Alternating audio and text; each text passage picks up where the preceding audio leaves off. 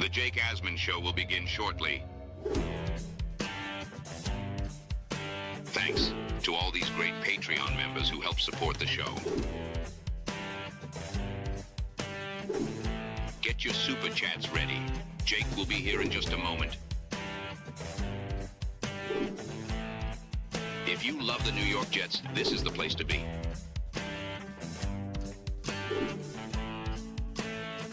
And now, the Jake Asman Show. An SNY Jets analyst criticized the Jets front office for a costly mistake. We'll tell you who said what and whether or not it's justified. That and more. The latest on the Jets. Matt O'Leary joins us. Let's hit it and get it started. We have to look at that. Watch the tape. Apparently, I didn't have the guys ready to play. And it's not okay. You still have to fix those problems that you saw on tape. The 2025 New York Jets season is officially here. Can Aaron Glenn lead the team back to the playoffs and finally deliver on the promise this roster has shown? Every step of the journey, the Jake Asman Show will have you covered, breaking down all the storylines, every game, and everything in between. Please subscribe and hit the like button below. Super chats, baby. Cut the line. The Jake Asman Show starts right now. Here we go, Jet fans. Welcome in, everybody. Before we get started, reminder for those of you making the trip to Tampa or you know any Asmaniacs that are going to be in Tampa, we have two events that we want you to be a part of. The first event is our Saturday happy hour / Saturday night party at Gaspar's Patio Bar and Grill. Join me and a bunch of special guests. There'll be raffle prizes, cash giveaways, and it's going to be a damn good time.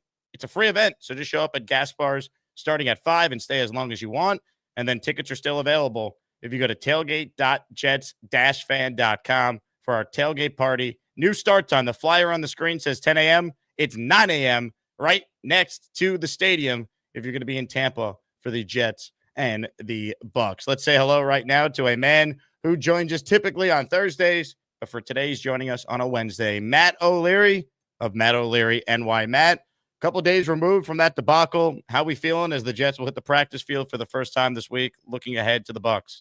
Yeah, I'm feeling a little bit better today. I think the more time that passes, it makes it easier. I'm glad that my appearance wasn't on Sunday night because it might be a very different conversation that we'd be having. But it's time to turn the page to Tampa Bay. That really sucked, but put it behind us and let's move forward. Comments, questions, super chats, they will cut the line if you have anything for Matt and I to respond to during the conversation. I want to start with a tweet from Connor Rogers, who does pre and post for the Jets on SNY and also is the host of Badlands, which covers the Jets in podcast form. So Zach Rosenblatt of The Athletic wrote a story about essentially Michael Clemons is still playing significant snaps for the Jets because the guys behind them are somehow worse on the depth chart, especially now with Jermaine Johnson dealing with some sort of ankle injury, and we don't know his status just yet. So Clemons being out there is a byproduct of the fact that the Jets do not apparently have anyone that is even close to his level of play. So Connor tweeted, quote, "This is a bad look for Darren Muji. Besides the penalties, Clemons is a below average player. The edge they took in the 5th round isn't even active on game day, and you can argue shouldn't have made the roster. It's the endless cycle of lighting day 3 picks on fire." And I think what Connor is saying here is spot on. I also think, Matt, my big criticism would be there were guys out there that you could have brought in the summer, just like they did with the Harrison Phillips trade and the Jawan Briggs trade. I think the fact that they did not sign a Jadeveon Clowney, did not sign a Zadarius Smith, I think that is looming large right now because we're 2 games in and Michael Clemons has clearly been awful. And the stupidity that we've seen throughout his entire career, we saw how big of a deal it was in that game against Josh Allen and the Bills on Sunday. Yeah, the Jets really did this to themselves, and I love Connor's take. It's something that I agree with, and part of the reason since March, I feel like I was talking about the Jets' depth at edge rusher, and Michael Clemons being edge three on this team, I thought was a big problem, and I gave Muji and Glenn and the whole staff credit for this summer realizing, hey, we have some issues on the interior defensive line. Harrison Phillips and Briggs have looked pretty good through the first 2 weeks. I think they did a good job of adding that depth. But, Michael Clemons is edge 3 with Jermaine Johnson working off an Achilles injury. That always didn't sit right with me. And reared its ugly head in week 2. It became a problem in the second game because Clemons does Michael Clemons things and gets a penalty in a 3rd and 19 situation. Like, I understand some people watching that and go, oh, that's a little soft, and Josh Allen sold it. And that's what he does. Josh Allen sells those a lot. But you have to know that you can't go high on these quarterbacks. It's going to get called every single time. And it's just the same stupidity over and over and over again with this guy. And it's really unfortunate that, they put themselves in this position by not going out and addressing it earlier. 100%. Because once again, Aaron Glenn made a decision by keeping him on the team the same way he made a decision keeping Xavier Gipson on the team. And we as fans feel like, wait a second, if we know these guys are a problem, how don't they? And it almost feels like they have like this hubris that they could fix, players that clearly were problems under the previous administration. And I just feel like it's clearly come back to hurt him. Like, also watching back the all 22 yesterday with Joe Blowett. Why is Alan Lazard on this team? Right? Why is he still here? He's supposed to be a good blocker. He's getting destroyed in the blocking game, and that's leading to a costly TFL in this game on Sunday. Like, there's multiple plays of that. It's just I'm very discouraged with what we have seen through these first 2 games. I know they played well in game 1 offensively, but ultimately they blew the lead and they lost. And now here we are, 0-2, looking like it's going to be 0-3 because you're playing a Tampa team that's a 7-point favorite almost in their home opener. It's just very tough to find anything to be that encouraged about right now as a Jet fan. Yeah, you're right. And I'm glad you brought up Alan Lazard too, because the effort or lack thereof on some of those reps were pretty embarrassing. And, Brendan Stevens, a big free agent acquisition, gave a horrendous effort on the James Cook long touchdown run. And it's hard not to just feel frustrated that, some of the bigger decisions that this regime made this past offseason. Like, I get it. It's their first offseason, and I think they deserve a little bit of a leash. But at the same time, you have to be critical of some of the decisions that they made. And it's early. It's only the first 2 games. But the players that fans have talked about the most this offseason that they either didn't understand the signing in Brandon Stevens or questioned why are they still here in Xavier Gipson, Michael Clemons, Alan Lazard, all with major negative impacts in the first 2 weeks. And I like this player a lot, and I'm hoping that, it's just 2 bad games and he'll turn it around. But they also chose to keep Jamie and Sherwood, and he hasn't played well. And look, I'm not going to, slam them for that. I wanted Sherwood back. I thought he was someone you want to pay and keep, but that hasn't been a good decision so far. You mentioned Stevens. We know how bad that has been. It's been disappointing. And obviously Clemens still being on the team, Gipson costing them a game essentially in week 1.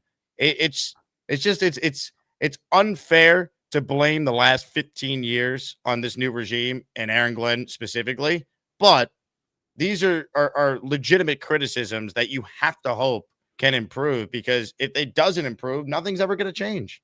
No, you're right. And it's hard for fans to find that balance right now. And I get it, right? Because they're frustrated. It's been 15 years and no playoffs.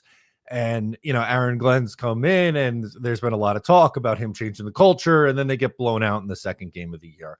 I thought it'd be they're more going to tackle better, and they're having 90 yards of rushing allowed on missed tackles in this game Sunday. Like, it's just, they're going to tackle in the summer. They're going to be disciplined. They're going to hold guys accountable. Well, in that one game alone, costly turnover, costly penalty. Clemens doesn't get benched for said penalty. He hasn't gotten cut this week, so there's no accountability there. Missed tackles. That was supposed to be different this year. Like, everything that we were sold on in that one game, it was everything we had seen with how many bad Jet coaches during this playoff drought. No, you're right. You're absolutely right. It's it felt very repetitive or reminiscent of times of old for this Jets team. I think we got to see, at the end of the year, what this looks like. If they have 5 more games where they get blown out like that, then I think there's maybe a little bit of a concern on the coaching staff. If that's really the lone time that it happens, or maybe one more time against Baltimore, that's another game that I am just deathly afraid of on the schedule. I think that's a little bit more understandable, and you hope that, going forward, they don't have these moments anymore. But it's annoying, right? Because this is just something that we've grown way too accustomed to. Very frustrating. Very, very frustrating. Jets and the Bucs on Sunday. Jets will practice for the first time today, which will give us an idea on Justin Fields' status. If he's not out there, if he's not doing much, it's going to be hard to believe he's going to clear concussion protocol on time to play. Aaron Glenn did say on Monday, Matt, that if Fields is going to play, he's going to have to practice.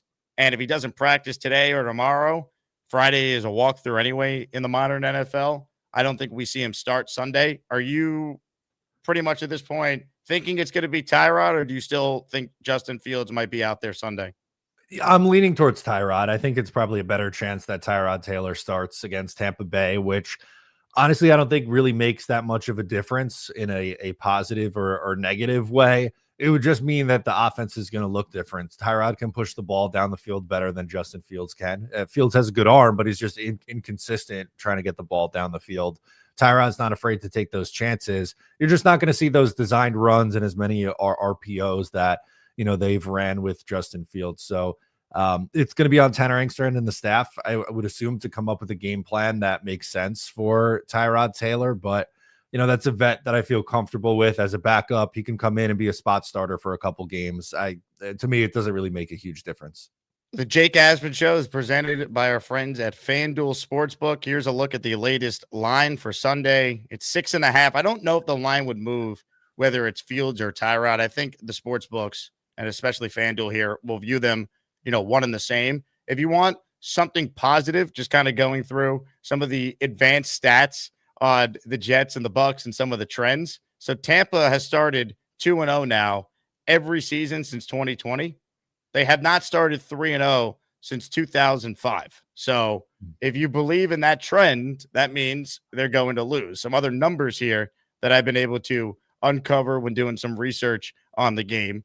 Baker Mayfield is 18-30-1 against the spread in his career as a favorite, and just 8-7 against the spread with the Tampa Bay Buccaneers. And Tyrod Taylor, if it is in fact Tyrod, he's 21-12-1 against the spread in his career as an underdog, including 12-6-1 against the spread when getting at least 4 points. He's 33-22-2 against the spread in his career. So I say all that to say there's some positive numbers trending towards the Jets, at least keeping this game close and competitive.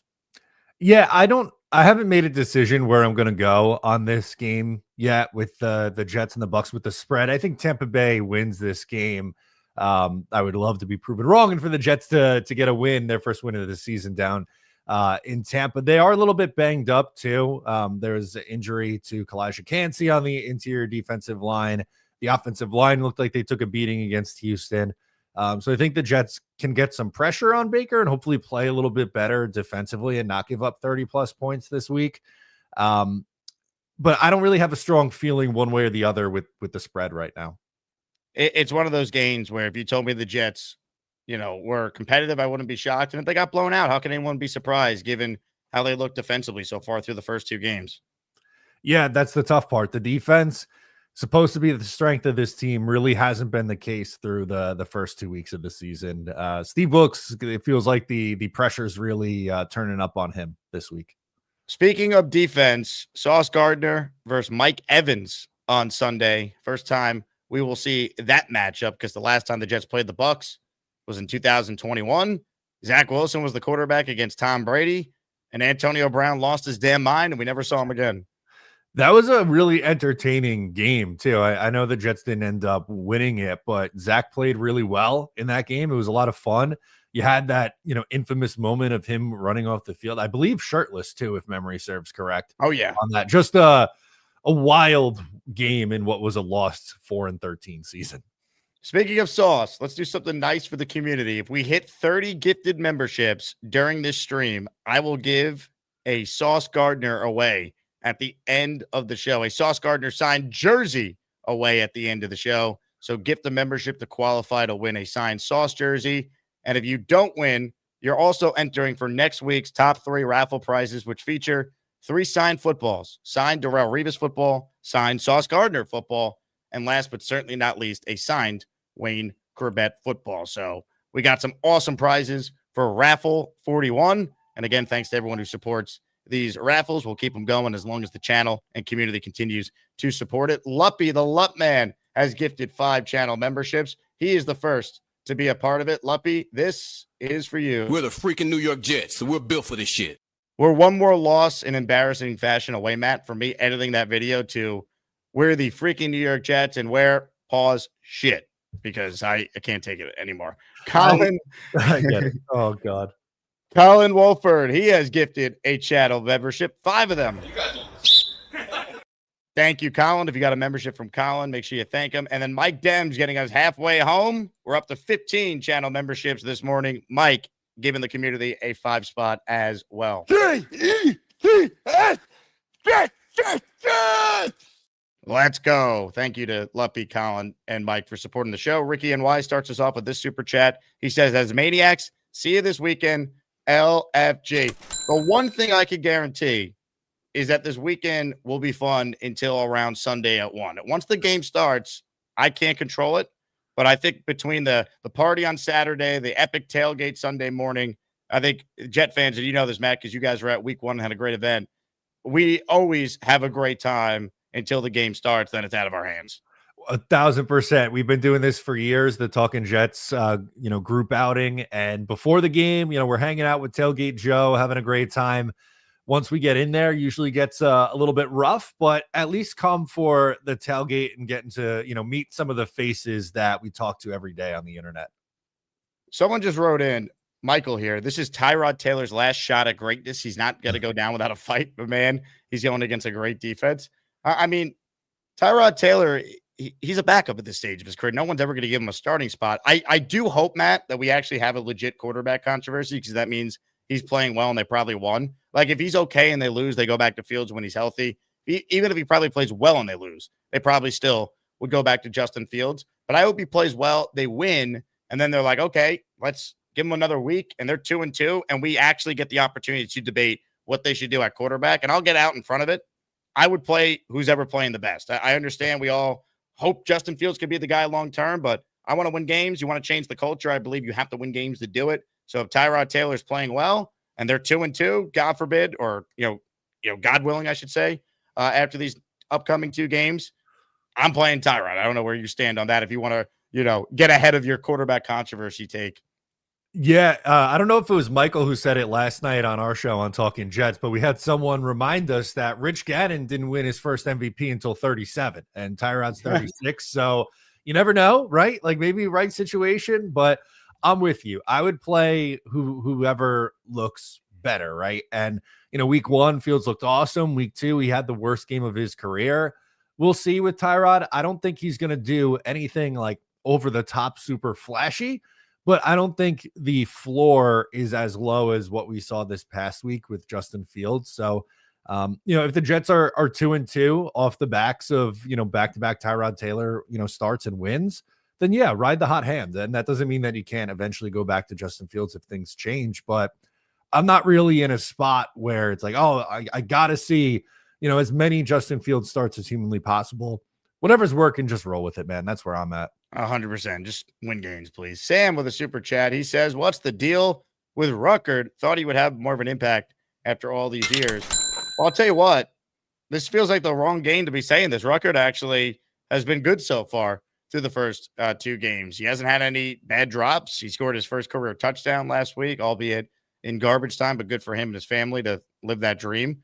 He at least has looked like a serviceable, backup tight end so far, which is better than how he's looked for most of his Jet career.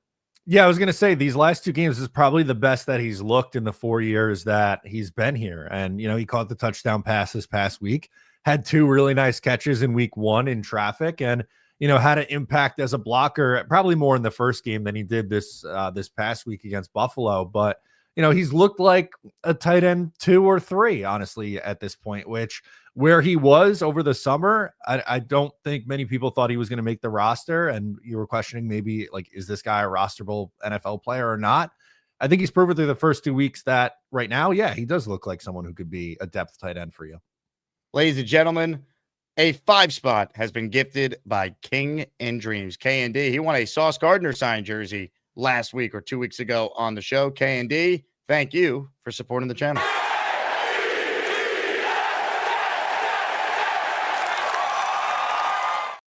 That brings us up to 20 gifted memberships. Make it 21. Jets and Barbells has entered the raffle as well. He signed himself up by becoming a channel member by hitting that join button. Thank you, Jets and Barbells. So we're up to 21, 9 gifted memberships away.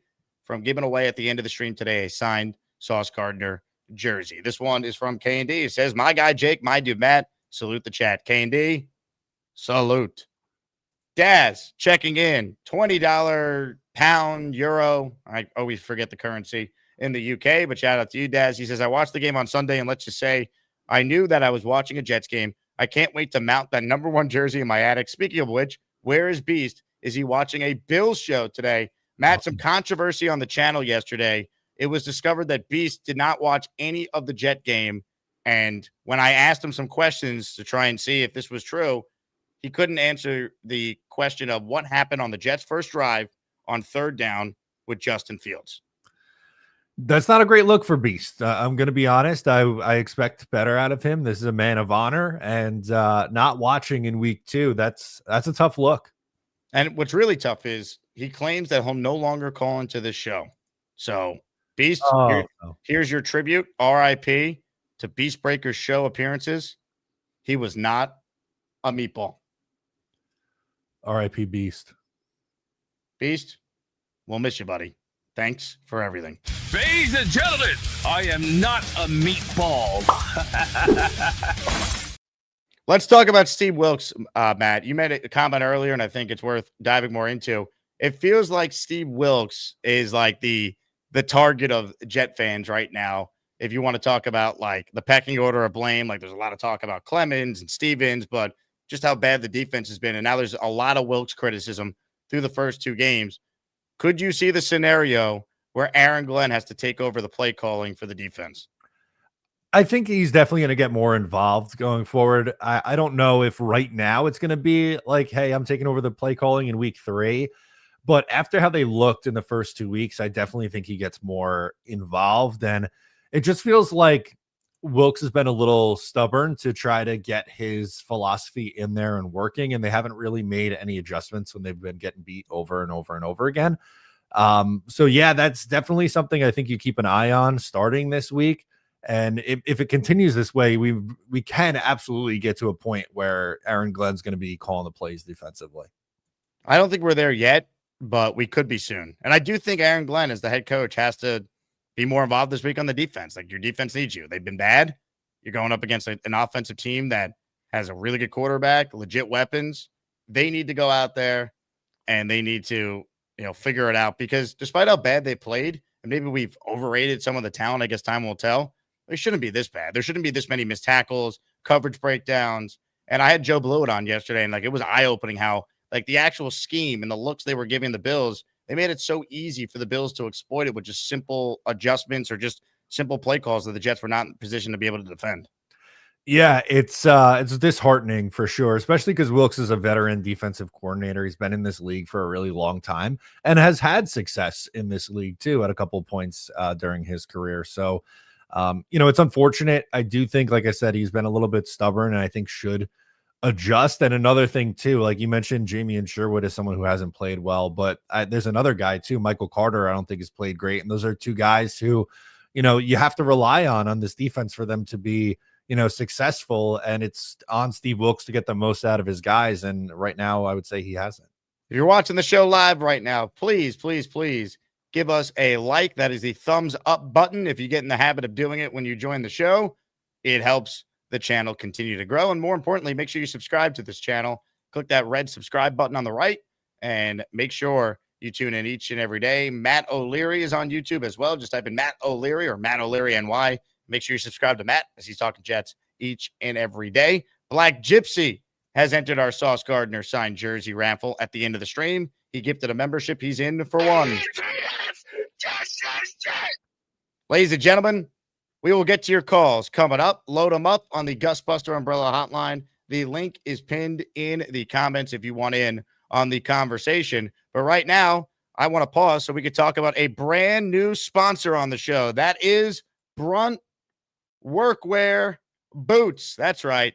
Brand new sponsor. Very excited to partner up with Brunt. They are a new sponsor that provided me awesome work boots that I'm looking forward to being able to rock throughout the wintertime here. Especially, I'm wearing the Oman soft toe from Burnt. I'm going to show them off in a second. These things are legit. I slipped them on. I was blown away by how comfortable they were. Got them right here. They're so big, they're underneath my desk. But They have every different color you could want, and these are the best boots that I've ever owned. Not that I've ever been like the biggest boot guy, but I used to not like boots because I never liked, how they felt. They were uncomfortable.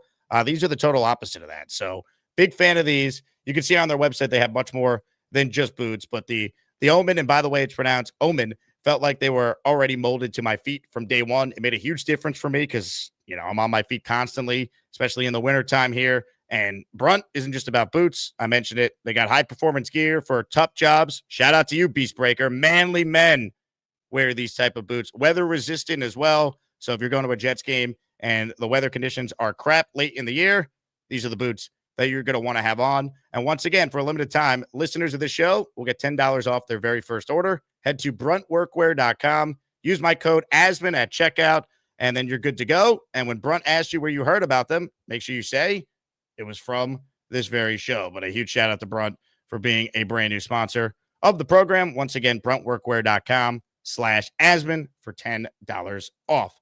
With that said, let's bring Matt O'Leary back on the show. Open phone lines if you want in on the conversation. And first up today is our guy, Kyle Clifton.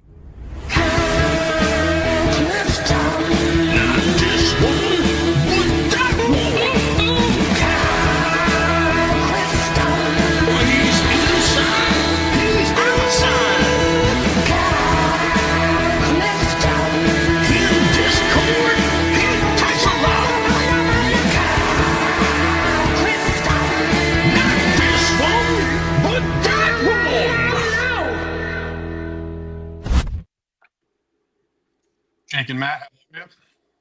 Is Kyle Clifton calling from? Hold on. Why is StreamYard acting all funny? Is Kyle Clifton calling from? Is that inside Neil's house?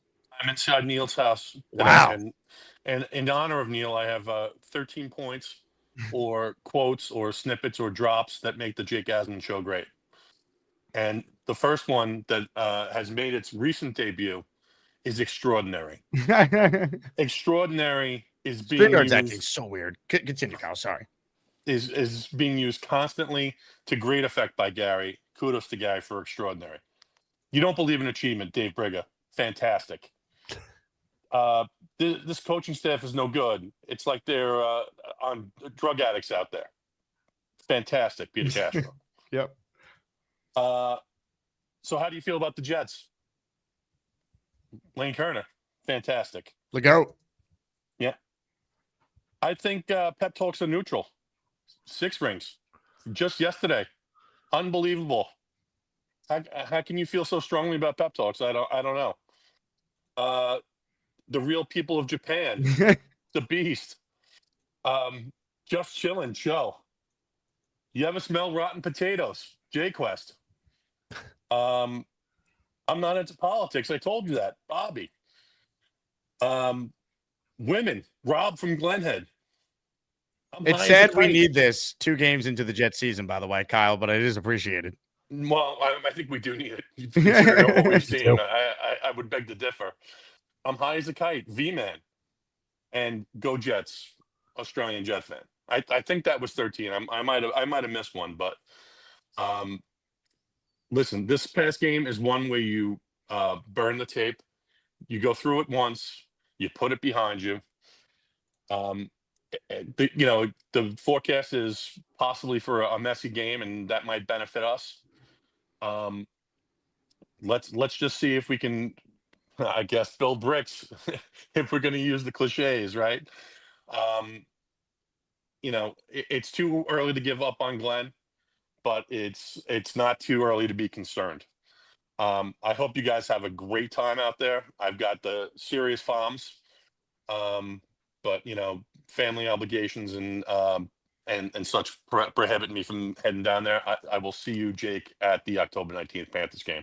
Thanks for your time, guys. Kyle, appreciate it. Man, it's tough. If they could somehow win, though, it will be amazing to see how quickly the fan morale will flip. Because then it's like, let's beat Miami on Monday night. We're 2-2, and then start the season. All it takes is that first win to get you going. And it's tough to pick them, but it's not improbable they win Sunday. You're playing a team that is not the Bills. You're playing a Bucs team that does have some significant injuries. And think about how close Houston was to beating them on Monday. They took Baker Mayfield converting on a 4th and 10 with his legs to keep that drive alive for them to ultimately win and then go down the field and finish the drive with a touchdown. I mean, it's not, I'm not saying I would pick the Jets. They're rightfully, a touchdown underdog almost, but this is not the same level of team that you just played that knows you, is in your division, has owned you. Like, it's Todd Bowles. We could get that classic Todd Bowles letdown special and actually benefit from it for once. Yeah, and I mean, as you mentioned, Tampa hasn't started 3-0 in 20 years. And, I don't think I'm going to pick the Jets to win this game, but if they do, the vibe would be 100% the other direction now, because then you're looking at the schedule and you go, well, you're playing Miami and they're likely getting blown out tomorrow by the Bills. I would think they're 0-3. And then you have the Cowboys at home the week after. And you start to go, hey, maybe can this team be 3-2 or 2-3 and feeling pretty good after 5 games? I would sign up for that, but it starts this week. Dropping to 0-3 is just going to continue this downward trajectory from the fan base. This is an update on Baker Mayfield that I just saw from the NFL Network that was tweeted. Let me pull it up and we could go through it. Ian Rappaport had this nugget just now. Though Bucs quarterback Baker Mayfield took plenty of hits in his dramatic win on Monday Night Football against the Texans, his injuries did not require any MRIs or additional scans. Mayfield may take some time off this week, but should be good to go for Sunday against the Jets. And look, I think based on what Jermaine Johnson was tweeting, he's okay. So assuming he plays and Will McDonald could continue to get back to what he's done and Quinnen Williams could be Quinnen Williams, like this game could be won based on how much pressure they could get on Baker Mayfield. I mean, the reality is the Jets need to have big games from their defense. We saw Baker get pressured 18 times on Monday, which was the most he's ever been pressured in a game since he joined the Bucs. And I think if you're the Jets, like that's your plan. Like you got to put pressure on them, and you're going to have to force a turnover or 2 in this game. They didn't do it against Buffalo. They didn't do anything against Pittsburgh. Like if you're an underdog, you got to give your offense some extra possession, especially this Jets offense, right? Like we know they're not built to score a ton of points and go up and down the field. If you could create a short field and an extra possession, that could be the difference in the game. And Baker Mayfield's aggressive. He's a really good quarterback, but he's not going to be afraid to try and fire it through a tight window. There's a ball batted in the air. You got to come down with it. Like those are the type of game-changing plays you're going to have to make if you're going to win this week. Yeah, you got to capitalize on these opportunities. They didn't do that in week 1. Rodgers threw him 1 or 2 that could have been intercepted. Stevens fell down. Michael Carter not able to come up with it. That really changes the game there. And, in this game against Tampa, we know, Baker likes to throw the ball, and he's been really efficient with it. And they have multiple really good wide receivers. They need the secondary needs to play better this week. And like you said, if that's coming down with a turnover and stealing an extra possession, that's likely how you do steal an upset win in Tampa. 1000%. Comments, questions, super chats. Reminder, we are giving away a signed Sauce Gardner jersey at the end of the stream. We hit the threshold we needed. Michael Schroeder repping the Jets out in Germany just gifted 10 channel memberships. My dinner is being served. I heard Michelle yell. She's cooking me a beautiful dinner. I will talk to everybody later. Ladies and gentlemen, there he goes. One of the classic Neil moment yesterday, Matt. Michael, thank you. You are in the raffle for 10, and good luck. We do ship international, so if you win, we will ship the Sauce jersey to Germany. Jess, she's been gunning for a raffle win. She is in for 5. We're the freaking New York Jets, so we're built for this shit. Thank you to Jess, Black Gypsy. Thank you. You're in for 1. I don't know if I shouted you out yet. And then Michael's 8-month Asmaniac Super Chat. You get a free Super Chat every month when you're a channel member. Hi, Jake and Matt. Let's not lose hope. This year is all about development. Let's finish strong. Yes and no, Michael. I understand your point on development, but I also think, like, this is not a full rebuild. Like, there's enough talent here where the expectation was you weren't going to have games like what happened last week to Buffalo. You were going to be in every game, and you were going to win some of these games. Like, no one was saying playoffs, but, this team wins 4 games, like, year 1 with solid. That's not good enough either. Like, to me, like, the bare minimum they have to do is 7 wins. Yeah, and, right now is arguably one of the toughest points of their schedule with Pittsburgh, Buffalo, and then at Tampa Bay. But I need to see how they finish. It's 2 weeks, but I think they need to finish strong. The schedule opens up a little bit in the second half, and you have like Cincinnati, who doesn't have Joe Burrow anymore. Like that game looks a little bit different right before the bye weekend.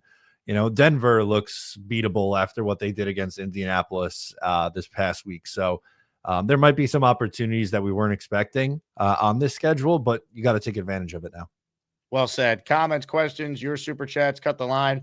Mikey writes in, if we go into Dallas 0-4, I might just need to sell my tickets and not make the trip in. I can't take another disaster season. I mean, if they're 0-4 going into that Cowboys game, it's only going to be Cowboys fans that are going to be at MetLife Stadium. I mean, that's going to be brutal if they start 0-4, which it's possible because we're not picking them to win this week. Miami looks like a mess, but so are the Jets, right? And it's a division game, which in theory should be close. You are on the road. I mean, it's possible, man. That's why, like, no one thinks you're going to win this week, but okay, so what? Win. Change the narrative. Win a game you're not supposed to, like teams around the league do every week.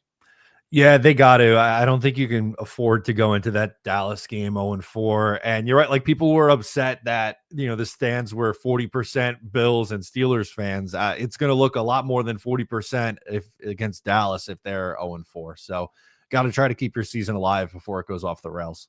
Mike Perez with a super chat. He cuts the line. He says, hearing the stat about Tampa, of course it will be against us. Also, let's not forget Baker made his debut versus us. I'm down on this game. Hope I'm wrong. Yeah, I get it. But, if you want positive stats, I gave you some about, the Jets with Tyrod Taylor and his career as an underdog. Also, how about this for a little nugget here? The Jets are 9-1 against the spread in their last 10 meetings against the Buccaneers. And by the way, when you look at the Jets' history against Tampa, it's been mostly good. The Jets lead the series all time, 10-3. Now they've lost 2 straight one-possession games to the Bucs after starting 10-1. But the Jets, in their history, have done well against this franchise. So hopefully that manifests itself again. Yeah, I definitely hope so. That Baker debut game, one of the more frustrating games in recent Jets history. They were up 14-0, and then Todd Bowles like, yeah, we had no idea that we didn't prepare at all for Baker Mayfield coming into this game. Well, think about the irony of that game now, right? Tyrod started for Cleveland. He got hurt, so Baker comes in. Now the Jets are going to likely start Tyrod against Baker, with Todd Bowles now being the coach for Baker. So it's just, there's always like a weird Jet, storyline weaved into so many of these games. Way too many parallels. It's strange. Michael Schroeder with another super chat. Thank you, Michael. Can't help it. I'm a Mets fan, and I always believe. LOL. You got to believe, right, Michael? Right, Matt O'Leary? You're a Mets Jets guy. Absolutely. They look good last night. I'm going to the game on Saturday afternoon, so hopefully see a Mets W as they're fighting for a playoff spot right now. Comments, questions, super chats, hit the like button if you haven't. We're going to get right back to your calls in a moment. Matt P with a super chat. It's an Asmaniac one. Thank you very much, Matt. Woody only made it worse for the amount of Jet fans in the stands to start the year by increasing ticket prices and asking for money in advance. I agree. And I don't think the Jets do right by their fans. I see teams around the league having these unbelievable season ticket holder annual gifts. And the Jets, I think, give you a yearbook that you could just purchase at the stadium if you even wanted one. It's remarkable. It really is. I feel for the Jets season ticket holders. You look around the league, like you said, like I think the Rams give like a nice jacket or sweatshirt. The Raiders one always looks awesome. And you get a discount code to get the Jets wine and maybe a yearbook that nobody really cares about. 100%. The big thing is, like, if you're a season ticket holder and you invest your time, your money, the prices only continue to go up. And then you get to like October and then you check the secondary market and whatever you're paying, it's like, 30, 40, sometimes even 0.5% cheaper online. Why would you be a season ticket holder? Like you could just pick the games you want to go to, buy it on the secondary market. And if the Jets are bad over the course of the season, those tickets are going to drop and you're actually going to save a lot of money doing it. Unfortunately, that's how it's been. Yeah, that's how it's been for a long time now. I think that's the right way to do it. Nate's a season ticket holder. He says you didn't even get a code for the wine this year. Yeah, but didn't the Jets give discounted Jets themed wine last year? That's a disgrace. I can't even get my half off wine. Ridiculous. Brutal. Let's see. Back to your calls, shall we? Let's say hello to Dan, who's next on the show this morning. Hey, Dan. What's up, Jake? What's up, Matt? What's going on? As for this weekend, I think the Jets have a chance. I mean, I can't imagine they'll play as bad as they did last week, which is why I'm kind of happy. Not happy. The only silver lining is we're going to the Tampa game, and at least we're going to get a better effort than we did last week, probably. It's hard to be Should probably worse. They still could look should ugly, not. though. They still Yeah. could look ugly. I think it's going to be a close game, though. I think I'd be surprised if this. And the Bucs have played 2 games that have come down to the wire, and I think that trend will hold. I think the Jets, they played a close game week 1. I don't think they're as bad. I'm concerned about the Jets. I don't think they're as bad as they looked last week. I think that was, revealing, eye-opening. But I do think the Jets, at least my feeling going into this game, it could be dead wrong. I didn't think they were going to get killed last week. I think it's a 1-score game in the fourth quarter.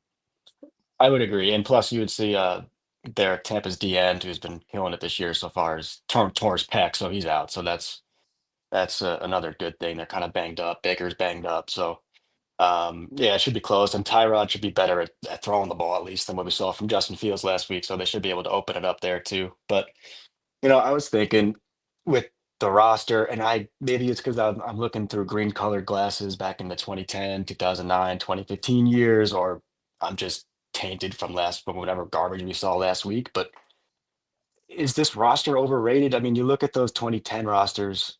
I mean, Bart Scott, David Harris. I don't think Sherwood's anywhere close to what David Harris was or what he brought, what Bart Scott brought. I mean, Quincy's quick, but Darrell Revis, Sauce is great. Obviously, you take Darrell before Sauce. Cromartie's leads above Stevens. The safeties were better. You know, in 2015, you had Decker and Marshall. I mean, you got Garrett Wilson, but then what else do you have? I don't know. What do you think? Do you think that I'm just kind of looking at this as a jaded Jets fan now for the past 10 years, or is there something to that? I definitely think that the rosters in the 2010s were better and had significantly more depth. Like, I think the Jets have talent. Like, they shouldn't be, like Jake was saying, like there's no excuse for this team to be a 3 or 4 win team this year. But I think they're lacking in some key areas. Safety is horrible. The linebackers haven't played up to par. Their depth at edge is really bad. And, beyond Garrett Wilson, they don't really have anything at the wide receiver position either. So it's tough. Yeah. Well, anyways, I will see y'all Sunday at the tailgate, and go Jets. Dan, looking forward to meeting you, man. That will be fun.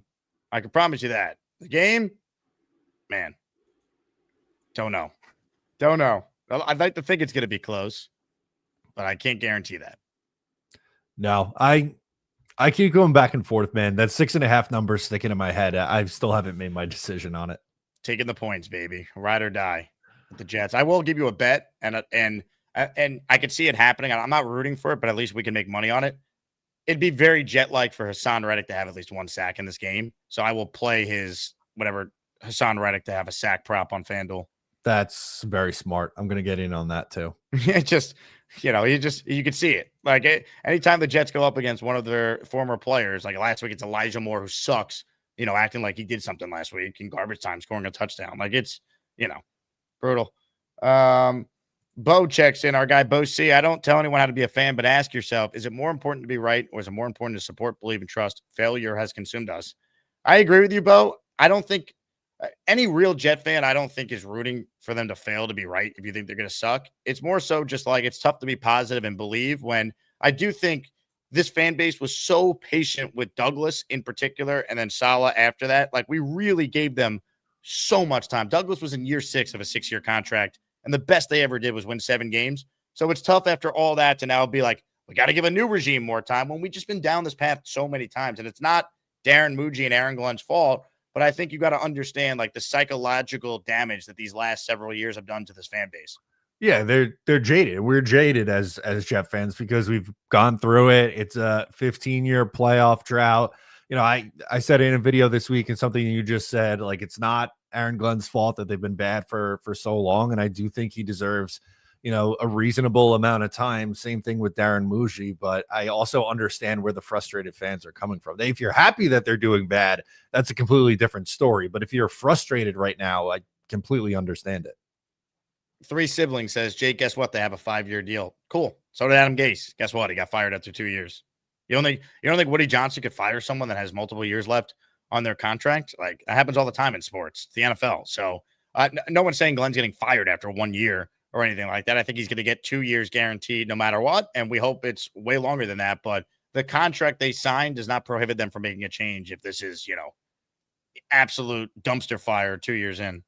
Yeah, I mean, didn't Matt Rule get like a 10-year contract and he was gone in like 2 years? Yeah, So I mean, it so give me a happens. break. But, Jay has to talk all tough. He's like, oh, I'm 3 siblings, Jay. Muji and Glenn don't give an F about your feelings. Well, we don't really give an F about your feelings either, Jay. All right? But I'm just telling you, the idea that Aaron Glenn signed a 5-year deal, if he's, the Jets go out there, they win 4 games this year, they win 6 in year 2, it wouldn't be the most stunning thing in the world if an owner who's been impatient and listens to the fans and overreacts at times to what people say about his team would then make a move and get rid of the coach. I don't think that's going to happen, but I like the idea that Glenn can't be gone after 2 years is silly.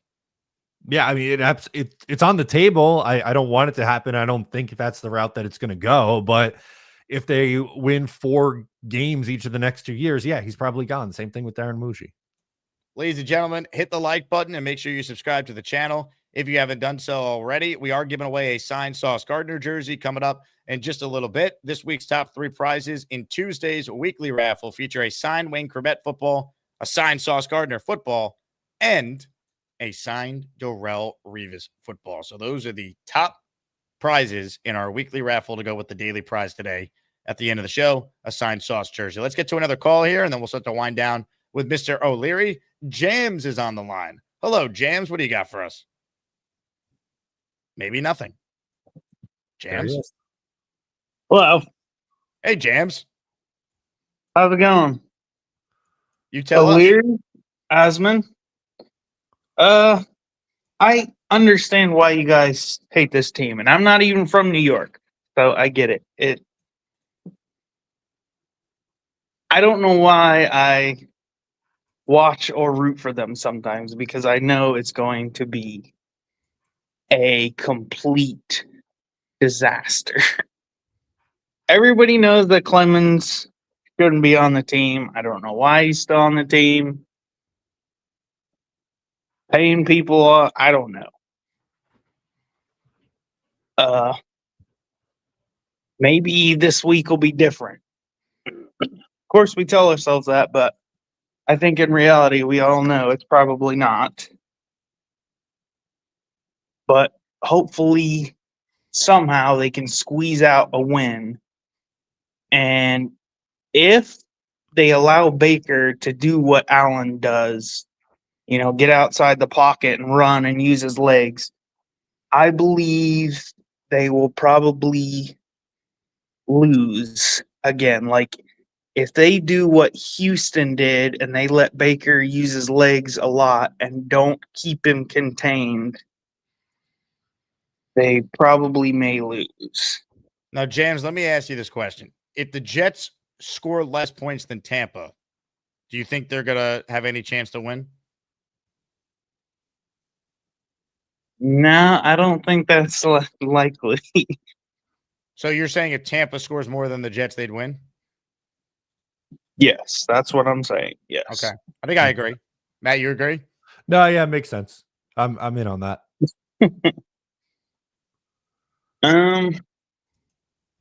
What else was I gonna say? I would like to see much, much, much better defense. I don't know who's calling the defense, but you can't have, blown coverages and missed assignments and overplaying and, ridiculous scenarios. No ridiculous scenarios in week 3. Yeah. As far as, different coverages, blown coverages, passing a guy off to someone that's not there, or yeah. Gator writes in, Jams always looks uncomfortable in his skin. I worry he might put his pants on backwards. Are your pants on properly, Jams? As far as I know. Okay. That's good. But thanks, Gator. I appreciate that.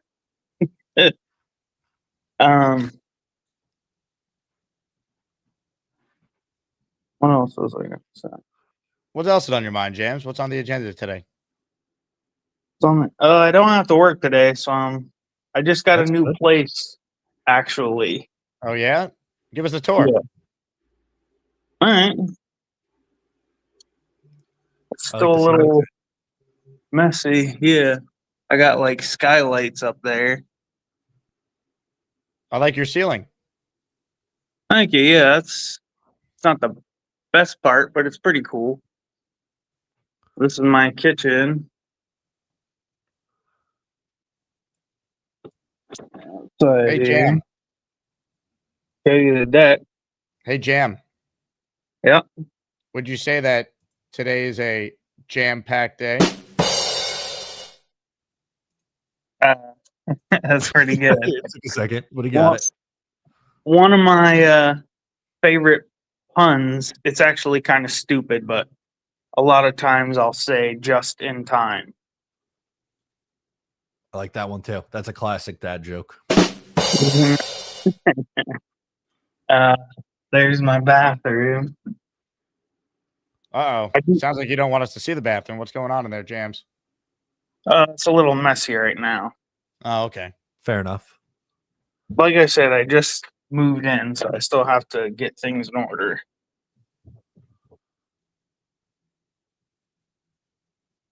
Where are you going to watch the Jets game, Jams? Show us the setup. Just for all right. There. I just got an e-bike too. Very nice. This is my setup. I was just playing Madden Cool. 10 minutes ago. Hey, Tony says I should end the call, so you got to be more entertaining. I don't want to disappoint Tony. Okay, what else can we talk about? Do we think Fields has a chance to play? Probably not, right? He's in concussion protocol. Probably not. I would say probably not. Most likely Tyrod. Is Jermaine playing, or is it his ankle, or We don't know yet. Injury report will be out later today. okay. Now, let me ask you something, Jams. Have you ever thought about doing a podcast with Big Cho? I feel like you guys have the same energy. Yeah, I'd think about it. He seems like a pretty chill guy. Yeah, you guys could have a Cho off together. Just be chilling. Sounds good.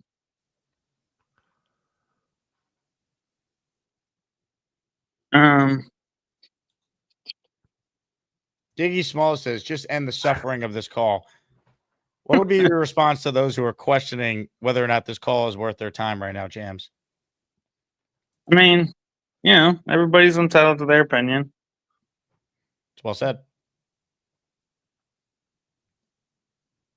All right, it was good to Thank you, James. see you guys and talk some ball here. Hopefully, maybe it'll be different. We hope, anyways. Jams, excellent job. Call back anytime, all right? All right. Some would say your call was extraordinary. Extraordinary day today. Just extraordinary. Truly extraordinary. This is truly, truly extraordinary. I mean, it's extraordinary. That is extraordinary. Extraordinary. Extraordinary. What a call. What a call, Matt. We learned a lot there about Jams. That was something. It was definitely something. What a call, man. What a call. Let's see. Gator says Jams is Big Cho with a good back. And then Michael followed up and said Jams is Cho's love child. A lot of takes on the Big Cho and Jam parallels. Yeah, there should be a crossover episode with them. Calm your freaky down. Love it. Absolutely love it. Matt, I'll let you run. Appreciate you hopping on a day earlier than usual. And hopefully the Jets get a win Sunday. I know you, me, and Richie will talk more about it on the Jets roundtable tomorrow afternoon. Absolutely. Thank you, Jake, for having me. Appreciate it. Ladies and gentlemen, Matt O'Leary, go subscribe to his channel. Matt O'Leary, NY. Nate says Matt is never getting those 10 minutes of his life back. You're damn right, Nate. He wouldn't want him back. We covered a lot of ground there with Jams. Now, right now, completely open phone line. So if you want the show to keep rolling, you know what you need to do? You need to be a part of the show. Call in and make your point. and no wait time. Plus, if you're a first-time caller, you do earn 2 raffle tickets, and that is good for this raffle coming up at the end of the stream today. A signed Sauce Gardner jersey. So keep that in mind. Bo C says, personally, I'm a go down with the ship kind of guy. The failure is also part of the game. Not everyone can win, but being my type of fan means believing change is possible. Yeah, you always got to believe, man. We're always holding out hope. Like, there's been way worse teams that have been able to figure it out, but it's been tough to be a Jet fan, man. There's no doubt. Like, this is a tortured fan base. We had Aaron Rodgers, and we had him for 4 plays. Like, enough said. Okay, just we've never recovered from that night still. We're still feeling the effects of it. Brutal. If you missed the open, Connor Rogers, I thought, had a great tweet. We covered it at the top with O'Leary. Everyone's talking about Clemons. Why is he still on the team? And essentially, he's still on the team because the guys behind him are somehow worse. And Connor Rogers made this point. It's a bad look for Darren Muji. Clemons is a bad football player beyond just the penalties. The edge they took in the 5th round, right? Tyler Barron, he's not even active on game day. And there were a lot of people who felt like that was a reach when they took him where they did. You're just lighting day 3 picks on fire, essentially, is what Connor's saying, and he's not wrong. That's why, like, the best move Darren Muji made was trading a couple 6th-round picks for Harrison Phillips and Briggs. Briggs has been really good, the guy they got from the Browns. That's been a rare positive on defense so far. So we at least have that.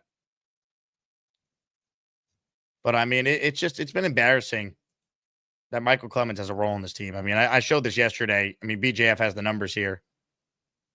Clemons is currently the only NFL D lineman with at least 70 snaps that is registered, with at least 70 snaps that is registered a 0 in all 7 of the following categories on the screen there.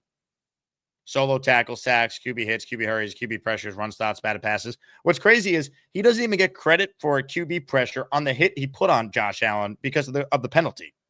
I wasn't sure how they score that on the box score. Like, does that count as a quarterback pressure, or because there was a penalty roughing on him, it doesn't count? And there's your answer. That doesn't even count. So the one good play he made, like we watched it on film yesterday, and Joe Blewett brought it up. It's like Clemons actually makes a nice play on that rep for once. But then he's so stupid that he doesn't even get credit for that because he committed that penalty. And I get it. It's not like the most like glaring penalties committed. He's had way more, obvious ones, but you got to know the opponent and the situation and know your own reputation. If you're Michael Clemons, you know that Josh Allen gets the benefit of more roughing calls than any quarterback in football since he's been a starter. He has like 8 more than the next quarterback. You have to know that your reputation, if you're Michael Clemons, is that you're a dirty player or that you're known to hit a quarterback late, right? You have more career roughing calls against you, personal fouls, than you do sacks. So you got to know Josh Allen gets the calls. You don't get the calls if you're Michael Clemons. And then you have to know the scenario in the game. It's 3rd and 19. Why are you even hitting Allen there? Put your hands up and don't hit him, because you have to have a feel for the fact that on 3rd and 19, they're not getting the first down based on the arm angle of where Allen was throwing the ball. Like, he wasn't lining up to throw it deep. He was checking it down.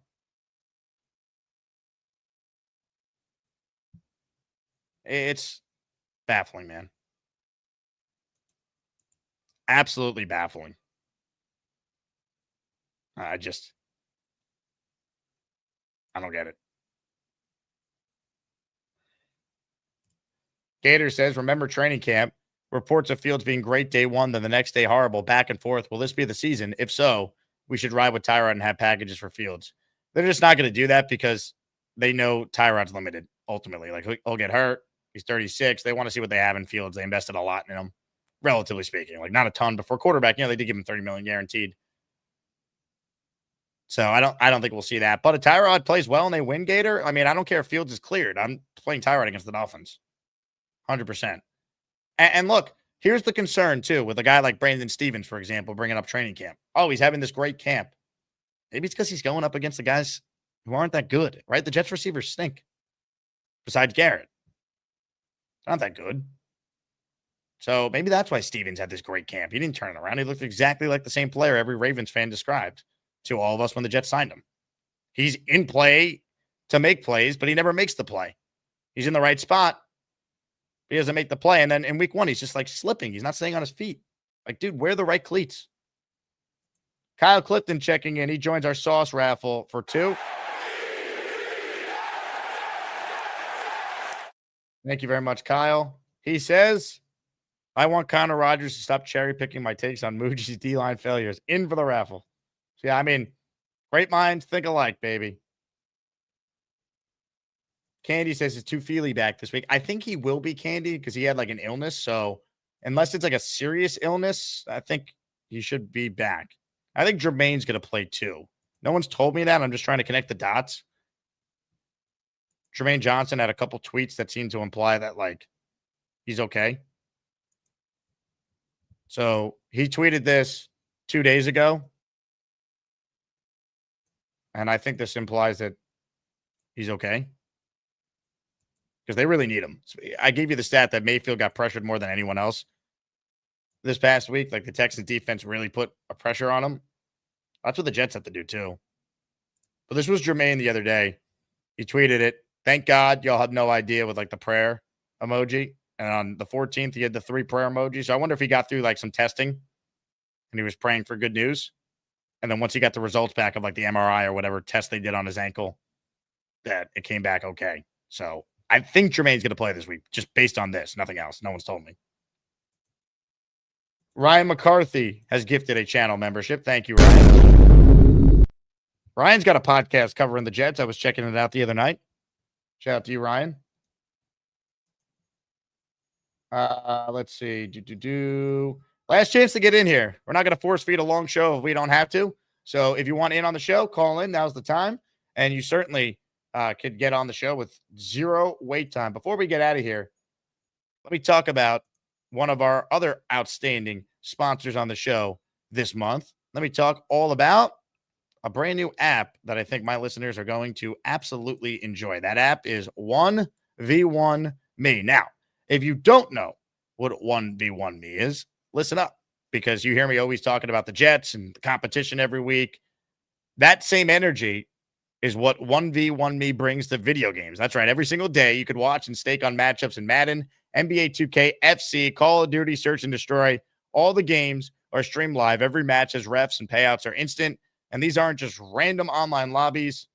These are the best players in the scene. Pros, streamers, and rivals with season playoffs and championship games on the line. Every game matters. Over 100 million have already been paid out on the app. And the community is growing fast. If you're a sports fan, a gamer, or just someone who loves having a little extra on the line, 1v1me is where you need to be. It's not just about winning. It's about bragging rights, too. Every match is a chat going crazy, and you can back your pick in real time. So download today. Use the code ASMAN, A-S-M-A-N. Your first stake on the app is risk-free. That's code ASMAN for a risk-free first stake. So check it out. And Rick Kent, to answer your question in the chat, yes, that's exactly what it means. Last chance to get in. Comments, questions, your super chats. We'll cut the line. Of course, if you missed it, we are giving away an awesome prize this morning. A signed Sauce Gardner jersey is the top prize. And T-Town Jet has just earned himself one raffle entry by gifting the community a channel membership. Thank you very much to T-Town. All right. Here's what we're going to do. Home stretch of the show.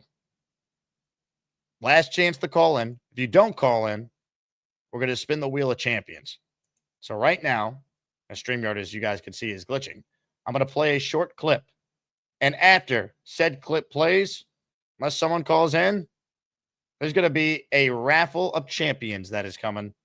Ladies and gentlemen, sit back and enjoy the laughs. It's time for paying Charles to shave. What the hell? You started already? You're supposed to do it on the air when I introduce you. What are you doing? Okay. You were not supposed to start yet. Sorry. You're supposed to shave on the show. If you started shaving before the show, that doesn't make any sense. It defeats the whole purpose. You just robbed the people of the full experience, Charles. This is one of the biggest mistakes you've ever made in your entire life. People want their money back. This is ridiculous. Your pay's being cut in half. J-Quest says how much to put him in the hole. $50. 10 memberships. Unbelievable. How do you look yourself in the mirror right now? Rick Kent says he's not even using shaving cream. No wonder why he cuts himself.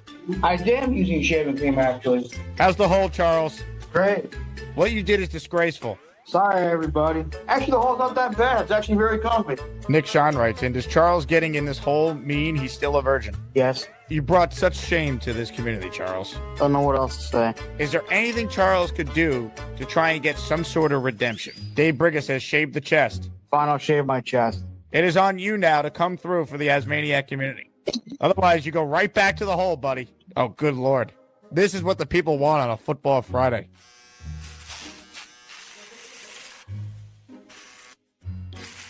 Why are you doing it like that, Charles? This is how you ended up with a wound that we're still discussing weeks later. Up and down, not in a circle. Good Lord. North and south. I don't even think anything's happening. I don't want you to murder yourself live on the air. That could be a problem. I thought you have an electric shaver, like a buzzer. Is it even on? It is on, yeah. I don't hear the bzzz. It's on, Jake. Look. Shout out to anyone still watching this. At first, he was going like this, like with a circular motion with an electric razor. I'm like, what are you doing? Salem says, imagine this is the first video you stumble across. Oh, good Lord. Charles. Yes? What are you doing? This is what happened last time Charles shaved. Good Lord. Oh, good Lord. Here we go. He's using a straight edge now. Oh, this could end poorly, folks. Why aren't you using shaving cream? Don't use razors. This is not a good idea. Do not do this. Oh, good God. Oh my God, we're gonna watch a man cut his own chest open and bleed out on YouTube, aren't we? You're going too fast. Slow down with the straight edge, Charles. Yeah, you gotta. No. Stop. This is unwatchable. Charles. Yes. You want to go like little stabs at a time. You don't want to drag it 12 inches down your chest. There you now rinse the razor out. Because you're quite a hairy little young man. I inherited that from my father. Thank you for that info. He's going to get bumps the way that he's doing it. He's going to be itchy as hell tomorrow. I think we should cut it. Charles, do you own aftershave? No. Well, that could be an issue with the itchiness. He's got to learn his lesson, Mike. And you know what? People paid good money for him just to shave his face. That was a good stroke. You got a lot going on there. That was good. Hey, now. And you got to keep the razor clean out of the hair. You got to keep rinsing it out underneath. Jake, how many people are online watching this? 189 people are tuned in live right now. Go get it for yourself. Looks pretty smooth. GTA, the fuck did I just tune into? I don't understand how this guy keeps raising the bar on call-ins to YouTube shows. He is one of one. Ralphie writes it. This isn't going to end well for... Look. Pretty good? All right, I'm good. Is that it, Charles? We're done right now? Yes. I'm still getting paid, right? Yes. Well, because Nick and I are going to be... I'll see what I... Did you just pinch both of your nipples? Stop! Stop! It's a family show, Chuck. Ladies and gentlemen, Charles Eugene M. Gorman. This is what you missed if you tuned in late. How would you feel about this being our new channel emoji, Charles? That's a pretty big honor to get a channel emoji. You have been watching Charles Learns How to Shave on the Jake Asman Show. What a moment that was. Memorial Day weekend. Now here we are, and it's mid-September. Couple memberships, and then we got a call, and then potentially the raffle. So this is the last chance for real to enter our signed sauce raffle. Ladies and gentlemen, Robin Boy Wonders has gifted a membership, but he gifted 2 of them. So Robin, 2 entries for you. Good luck, as you got a chance to win one of those signed sauce jerseys, baby. Oh, yeah. All right, here we go. Potentially our final call. Let's say hello to Lou B. Oh, he's gone. Lou, what happened? Looked like Lou was working out on a treadmill, then his call just dropped off. Z-Breath, or Z-Breathe, he says, Jets, Jets, Jets. Jets, Jets. All right, let's go. Thank you very much, Dream. Z-Breathe, you're in for 2. All right, this is actually our last call here. The Lump Man will close today. What's up, Lumpy? Hey, how you doing, Jake? I was one of those 189 people watching it live. I don't know why. There's something wrong with me, too. Just I don't know where you get these people from. Jams is pretty funny. I think he should partner up with Beast though, called Jams and Jelly. Maybe that would be something. Ooh. I think that would be a little bit more entertaining. Yeah, as far as the Jets go in this weekend, of course, we all hope, we all pray that they win. You got your heart and your mind fighting because your mind says if they play like they did last week, they're not winning a freaking game. They played like they played against Pittsburgh. Yeah, then we got a shot at winning some games this year. Me and you, our prediction was 6 or 7. I know. I'm pretty sure that's what yours too, right, Jake? You know, it looks like we're on that path. But Gators' point, definitely it's a bipolar team so far. So hopefully we get the backswing and we're good this week. Hopefully the tape that Aaron Glenn watches is not just our team, but the other team too. Yeah. Well, I mean, here's the thing, right? As bad as they were on Sunday, if Chris Boswell misses a 60-yard field goal, they're 1-1 right now, and the whole narrative's flipped. Like it's a week-to-week league. You got to flush this game and come out with a better effort and just find a way to win a game. Like it's one game at a time. It's like they weren't prepared for who the Buffalo Bills were. Sometimes you do got to focus on your team, but sometimes you got to exploit weaknesses on the other team. And there's an injury, I guess. Did you say for Tampa in the linebacker position? Was it? Well, Clancy, one of their top defensive linemen, is out for the season. So I mean, go right after that guy who replaces him. I mean, this is what we need to do. It's with football. It's it's not not for the weak card. You got to go right after their weaknesses because they're going to come after ours. They're going to be throwing at 21 all day. Bait them. Know it's coming. I mean, just if they do that, they plan for the we have a shot. So that's I'm hoping we pull it out. Hope you guys all down there. It sucks that I can't be down there, but I hope you guys will definitely have a good time on Saturday for sure. And hopefully you guys run out there with a win. The Asmanian presence, maybe that'll make the difference. We need it, Luppy. We absolutely need it. Good call. You're the man. Congrats, by the way, on winning the jersey. Yeah, thanks for that. Yeah, I never had a black jersey before, so I said, what the hell? That's great. Jake, listen, love to support you, win, lose, or draw. I'll be here forever, all right? Luppy, you're the man. Ladies and gentlemen, give it up for the Lupp man. Appreciate you, Luppy. All right, let's see if we can get this to work this time. Lou B at the gym. What's up, Lou? Yes, I am at the gym in Long Island. Can you hear me?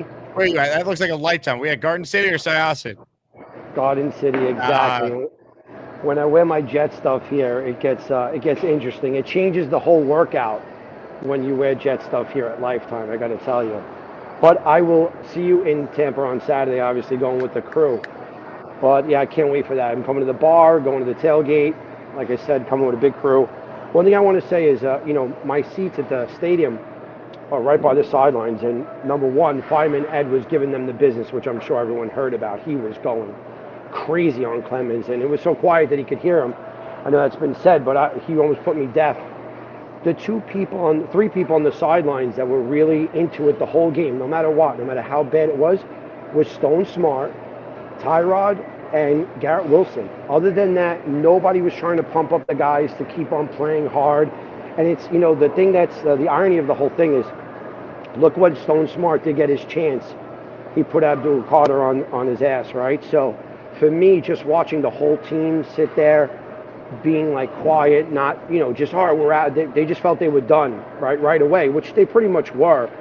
But to have Tyrod and Stone Smart, like warming up, jumping around, running around, pumping people up, I was like, this is so different. These are the guys that aren't getting paid tremendous amount of money. Other guys are. Garrett was definitely in there trying to pump up, he was trying to pump up even Justin.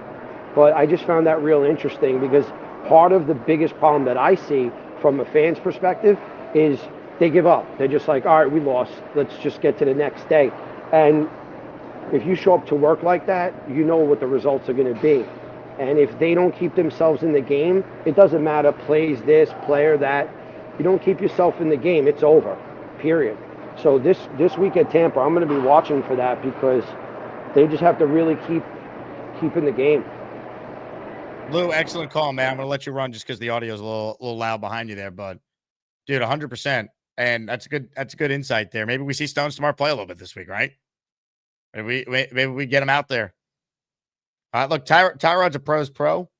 I think he's going to be able to run a functional offense. I think Garrett Wilson's going to have a big game too. I have not seen some of the prop odds for Garrett, but I've seen enough Garrett and Garrett and Tyrod just going to training camp the last couple of years, and I think Garrett could have a big game. I do.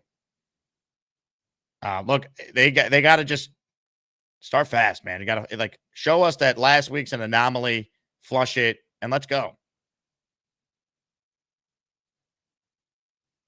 Gonna be so many Jet fans there. Love that Lou's bringing a crew to our tailgate and to the party on Saturday.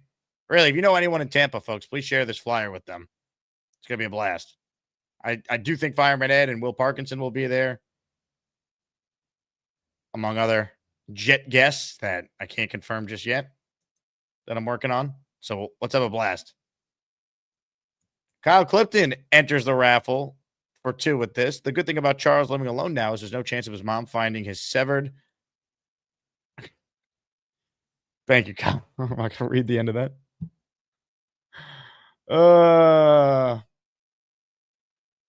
Man, if what Lou is saying is true, it's disappointing, though, man. Where's the energy? Where's the leadership on this team? I get it. They were getting their ass kicked, but, like, it's not acceptable. Jimmy in the raffle for 1. Thank you, Jimmy. Let's get Jimmy in. All right. We should be all set. I got all the names. One final scan. DT, Dylan. He says, I'm excited for Saturday night. Hell yeah, Dylan. Robbie says, sounds like there'll be more Jet fans in Tampa than MetLife last week. Feels like it. Now, it's the Bucs home opener, so obviously there's going to be a lot of Bucs fans there. But I do think, based on what I know from planning this weekend with people and talking to, Festa yesterday over at the Tampa Bay Jet fan club group, it will be noticeable on TV where the Jet fans are because we have the entire corner of the end zone on the Jets visitor sideline. And there have been enormous amounts of tickets that were bought in these 3 sections you see outlined in the green there. This was where our discounted group rate was. So, a very excited to see what that looks like. I mean, when I went to Vegas, there were a ton of Jet fans a few years ago. When I went to Dallas in week 2, there were a crap load of Jet fans. London last year, there were a ton of Jet fans. And it wasn't even technically a Jet home game when I was there. So let's get a win.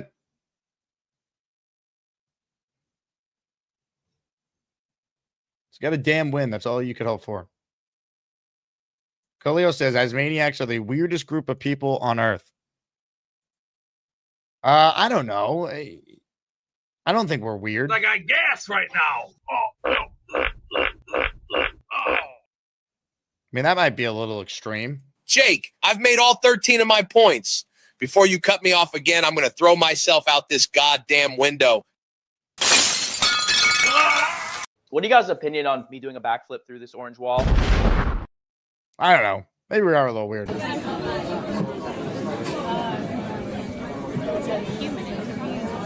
it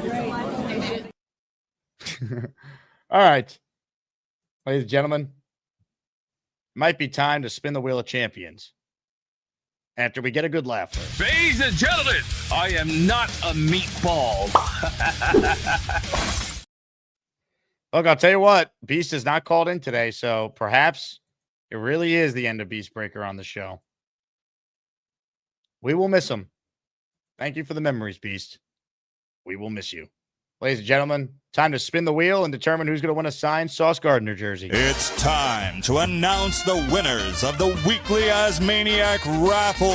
Let's spin the Jake Asman Show Wheel of Champions and find out which Asmaniac is winning an epic prize.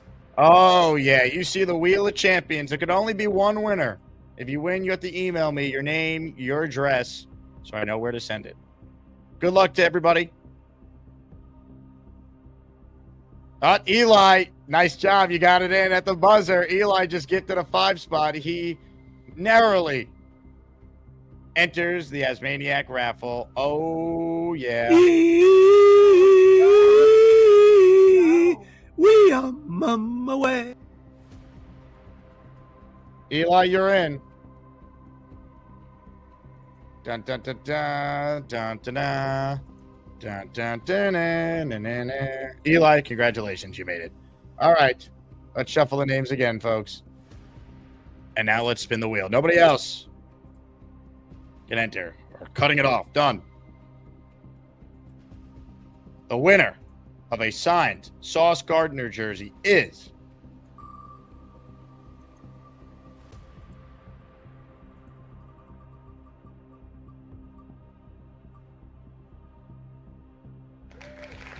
Colin Wolford. Hey now, Colin, congrats to you. Colin W is his YouTube name. He's always supporting the show. Hit the Jet chant for Colin. Colin, congrats, man. Thank you. I believe I do have your address. Shoot me an email if you're still watching. We'll confirm it, but we'll get this ordered for you, or sent down to you, I should say, this week. Nice job, Colin. Congrats. He gifted 5 memberships at 10:10 a.m. And at 11:25 a.m., he wins a jersey signed by Sauce, who needs to play his ass off on Sunday against Mike Evans. On that note, that does it for me. I am back this afternoon. Jeff Parles will join us in the 4 p.m. hour. 4 p.m. Eastern is the plan to go live. We'll break down the Jets with him and start to look ahead to the Bucs. Plus, we'll get our first injury report of the week, meaning we'll get our first real update on where things stand with Tyrod Taylor. On that note, I will talk to you guys soon. Jets, Jets, Jets, Jets. That's what we have here. Let's get to the winner's circle. The entire universe now has your address, Beast. I just want you to know that. Crack! Masters of disaster. The great Metal Allegiance. I see we got one more. Get the hell out of here. I see you in there. Come on. We got a winner. You take care of that thing. That's signed by Dave, so. Dr. Dave Mustaine. What in the hell is this? Have some candy. First of all, I'm a straight Republican conservative. The candy, I'm sure, is delicious, Beast. This is rather insulting. This is an insult to injury. Beast, you know it's a joke, right? Beast, I'll eat it with you. This is the second worst insult I've ever had ever since I was 22. I know you're a man's man. I just want you to enjoy the posters, man. No red flag. Let's have some candy all together. It's called a big fella. It's called a bag of dicks. That's the name of the candy. That's a little too far. I know where to draw the line in the sand. Why are we drawing the line here? He sent you a bunch of signed items for the attic. Bill M says you're a wimp, and he called you a loser, Beast. Go fuck yourself. I've been to the 7 gates. I've been to the 8 circles. This is more better than an insult. Enough.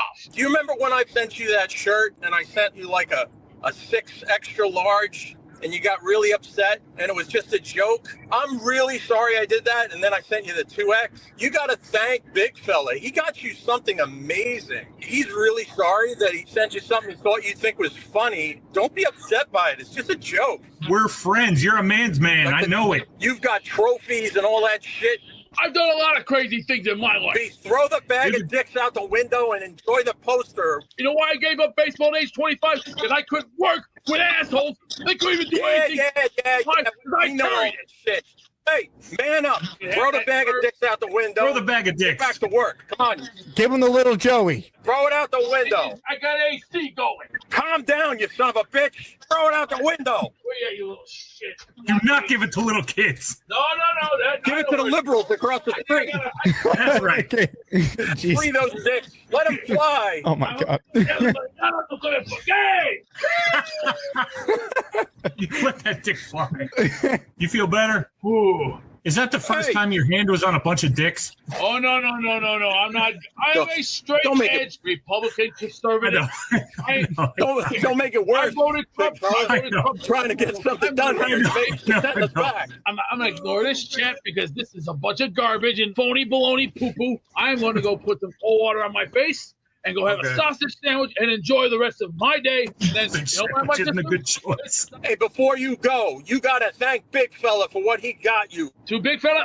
You're welcome. You're more than welcome, Big. You're more than welcome, Beast. And thank you, Gator, for mediating this. I didn't know that little bag of candy could do so much damage, man. Listen, pig mouth, shut up. Keep your mouth shut. Number one, when you call people old, this is what you get. You don't scare me. You don't scare me. You don't scare me, Dave. You're always going to see this face. All right? I'm always going to be right in the Jake. No matter who's the Jet quarterback, I'm always going to be here. You know what I mean? Like trying to run me out of the show. You're an idiot. You don't know anything about football. You never did. Mr. Zero. Mr. Zero. There he is. I'm Mr. Zero. That's you. You bad white boy. Take that hat off. Put that Jets hat on. Let's see it. Come on. Get that cap on. Go to work. Are you work? You know how to work? Twice in the afternoon, baby. I've knocked you off Who wants to ask me a question in the chat? Punch. It's all I need. One punch. One punch. One punch. One punch. One knocker. One punch. I bet you Give know me some time by myself. One punch. Wow. One punch. Dave Brigger bringing some passion. Thank you, Dave. Hey, here's the deal. Just got no chance unless you click on that like button. And you got to make sure you subscribe to the Jake Asman Show. You don't, you can get the f*** out. Now let's go, Asmaniacs. We're built for this shit.